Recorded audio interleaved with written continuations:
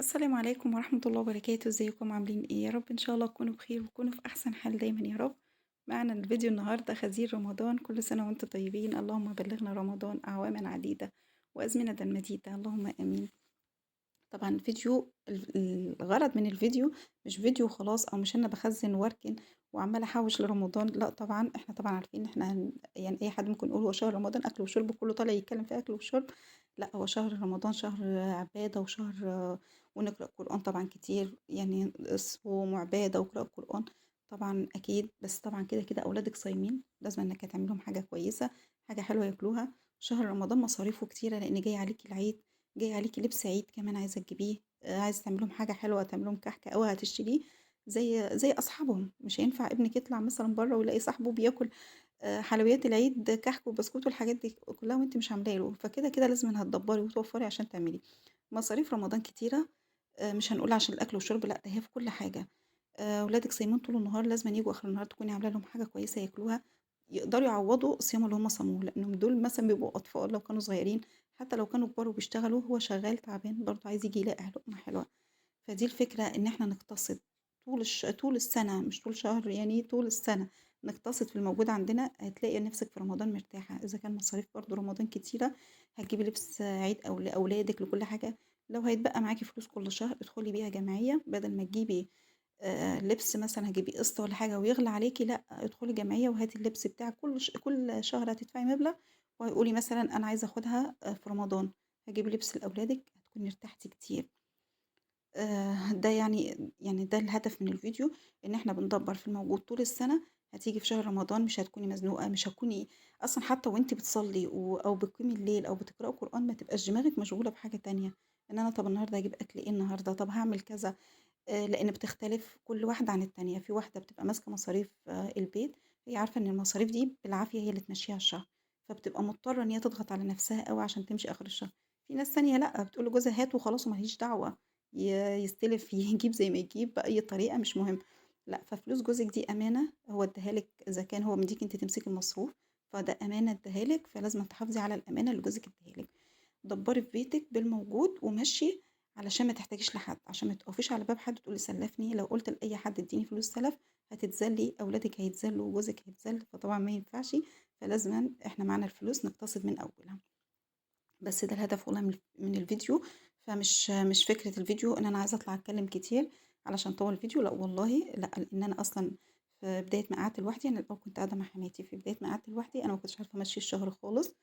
كنت باجي على نُص الشهر أنا مش عارفة ما فيش حد يقول لي أهلي بعيد عني خالص، فما فيش حد يقول لي مشّي إزاي، أنا مش عارفة أبدأ إزاي، ما كانش في نت أصلًا موجود إن أنا مثلًا أتعلّم منّه إزاي أدبّر، إزاي أمشّي، فكنت تعبت يعني بصراحة لإنّي مش عارفة أعمل إيه، فشهر على شهر كنت باتعلّم، الشهر ده أنا جِبت كذا، لأ مش هاجيبه الشهر الجاي، لأ أنا هامشّي كذا، لأ أنا هاقسّم المصروف يعني كل أسبوع أمشّي نَفْسي بكذا.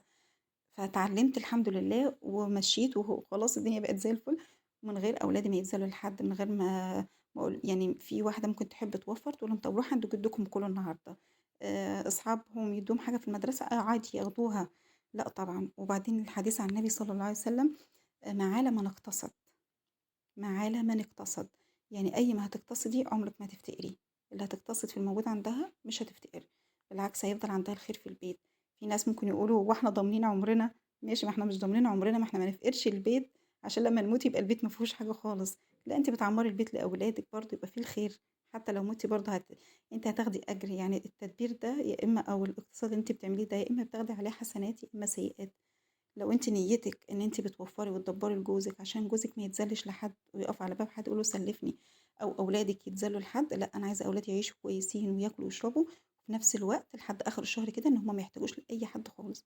وفي واحدة اللي أنا باوفّر علشان أبني بيت، عشان أشتري بيوت تانية، عشان كذا، وأضغط على ولادي في الأكل والشرب وأوكّلهم أي حاجة وخلاص، طبعًا أنتِ هتحاسبي عليهم لإن هُم مسؤولين منِّك دلوقتي، فما ينفعش، أولادِك أسّسيهم صح، بس اقتصدي بالموجود.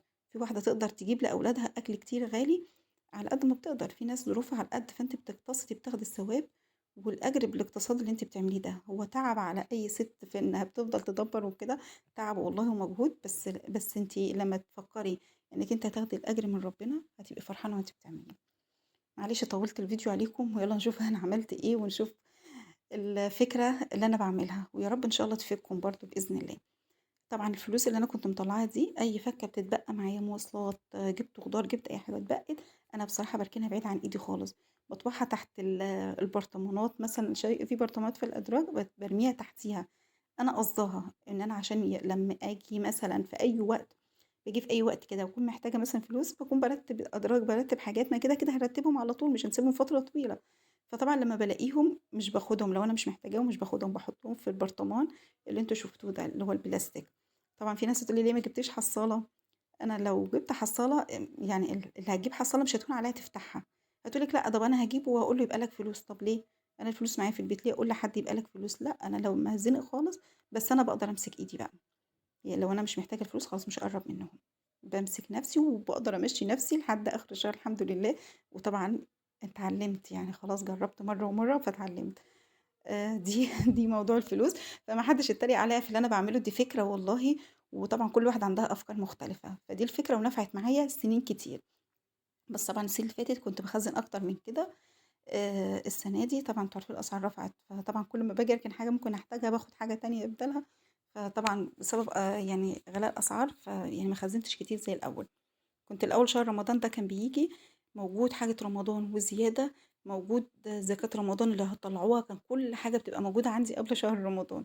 بس الحمد لله برضه الخير موجود وكل حاجة موجودة ونحمد ربنا على كل حاجة، اللهم لك الحمد.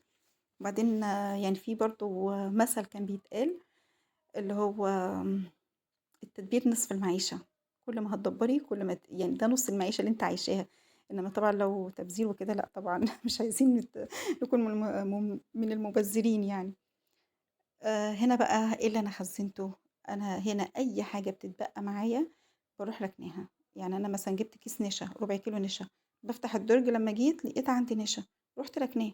طبعًا لمّا باجيب نشا جديد باخد القديم، أنا باعمل كده، لمّا باجيب الجديد باخد القديم اللي أنا مخزّناه. عندي رُز، يعني كل ما باجيب رُز باركن كيلو، بكيلو، بكيلو، لمّا جِبت هنا ال5 كيلو كان عندي تقريبًا 3 كيلو أو 4 خرّجتهم وخدت ال5 كيلو دول شِلتهم. شايفين ما شاء الله السُكّر اللي عندي، أنا الحمد لله من ساعة السُكّر ما وصل 50 جنيه أنا ما باشيلش سُكّر خالص. طَب إيه السبب؟ طَب جِبتهم إزاي دول؟ طبعًا ده سُكّر تومين مش سُكّر بتاع المحلات. أنا هنا في جارتي يعني هي بتحب مثلًا هُم فلاحين بيجيبوا حاجات من الأرض تبيعها عشان تشتري حاجة خاصة بيها، هُم البيوت الفلاحين بيعملوا كده، بيجيب بيجيبوا حاجات من الأرض يبيعوها، ويشتروا الحاجات اللي ناقصاهم، عايزين تشتري لحمة، تشتري فراخ، فأنا عندي مثلًا النهارده بطاطس تاخديها، دي جارتها تقول لها ماشي، دي لأ مش عايزة، كده. فهي مثلًا عندها سُكّر وبنتها مثلًا عايزة تاخد فلوس للدرس، بتيجي مثلًا تسألني أنا الأول بصراحة، هي بتيجي تقول لي هي عارفاني أنا مش باقصّر معاها في الفلوس، بادّي لها فلوسها الأول على طول. تيجي تقول لي: "أنا عندي كيلو سكر أجيبه لِك." خلاص ماشي أقول لها هاتي، حتى أولادي كانوا يقعدوا يقولوا لي: "يا ماما مش لازمًا تجبري نفسِك، لو عندِك ما تقوليهاش هاتي." أقول لها زي بعض، وهي دلوقتي كده أنا فكِّت كربها، هي مثلًا محتاجة الفلوس ومش هينفع إن هي مثلًا أخلّيها تستلف من حد أو كده، فهي بتبيع أنا اشتريت منها خلاص، فباخدهم مش محتاجاهم فباشيلهم، باحطهم في مكان كده في المطبخ وباشيلهم. والله لمّا اشتريتهم والله ما أعرف إن السكر هيغلى، أنا عادي كنت باخد عادي إن هي مثلًا طلبت مني وأنا قُلت لها خلاص هاتيهم، دي بس الفكرة والله، فالحمد لله هُم نفعوني دلوقتي كتير يعني. ما شاء الله يعني أنا مش محتاجة أشتري سكر. نفس الكلام في الزيت، لمّا يبقى عندي زيت زيادة برضه باشيله كده. شعرية، في شعرية بتاعة التومين وفي شعرية كانت عندي برضه كنت مشترياها، ما احتجتهاش لإن كان عندي شعرية قبل كده، فخلاص شِلتها. ده كيس فيجيتار كان عندي شيلته. دي بقى الفكرة اللي أنا باعملها، اللي أنا عندي بزيادة خلاص باركنه بعيد عن إيدي وخلاص واقنع نفسي إن هو مش موجود. لمّا باقنع نفسي إنه مش موجود مش باقرّب منه، يعني كرتونة بعيدة خالص كده عن إيدي وإيد الأولاد وأحُط فيها. علبة مرقة الدجاج دي أنا مش محتاجاها، لقيت نفسي مش محتاجاها رُحت شايلاها. جِبت فلفل أسود، ورق لورا، لقيت نفسي عندي، ركنتهم. بس بقى طبعًا زي ما قُلت لِك لمّا باجيب الجديد باخد القديم عشان ما فيش حاجة تسوِّس عندي، ما فيش حاجة تبوظ، كده على طول ولا حاجة صلاحيتها تنتهي، يبقى كده على طول آخد القديم وأحُط الجديد. وتفريزات رمضان أنا عملت كده. مش باشيل اللحوم برضه في التلاجة كتير، لأ، برضه باخد القديم وأحط الجديد، أجيب جديد وآخد القديم وأحط يعني كده على طول. طبعًا كل الحاجات اللي أنتِ بتقتصدي فيها دي هتنفعِك. طبعًا إن شاء الله ربنا بيأجرِك عشان أنتِ بتدبّري لجوزِك في حاجته، ما بتخلّيش جوزِك يحتاج لحد أو يطلب فلوس سَلَف من حد، ولا أولادِك يتسالوا لحد. فطبعًا لا هابعت أولادي عند جدهم أقول لهم كلوا عشان أوفّر النهارده، لأ، إحنا بنعمل كل حاجة حلوة، يعني أولادي نِفْسهم في حلويات بنعمل لهم، بس الزيادة عندي باركنه. كده أنا لازمًا أقتصد في اللي عندي زيادة أركنه، ما أبهدلش في الحاجة، مش هافضل كل يوم أعمل، لأ إحنا النهارده كلنا كذا، خلاص النهارده عملنا حلويات، لأ مش هنعمل الحاجة دي، فكده يعني أنا عودتهم على كده، هُم التانيين لازمًا يكونوا راضيين، بادّيهم مصروفهم واللي نفسها في حاجة بقى بعد كده تجيبها، يعني أنا باعمل على قدّي وبعد كده أنتم معاكم مصروفكم، بادّيه لهم كل شهر، يعني أدّي لهم المصروف بتاعهم كل شهر عشان يقدروا هُم التانيين يتعلموا يدبّروا يخلّوه يكفّي الشهر بتاعهم إزاي.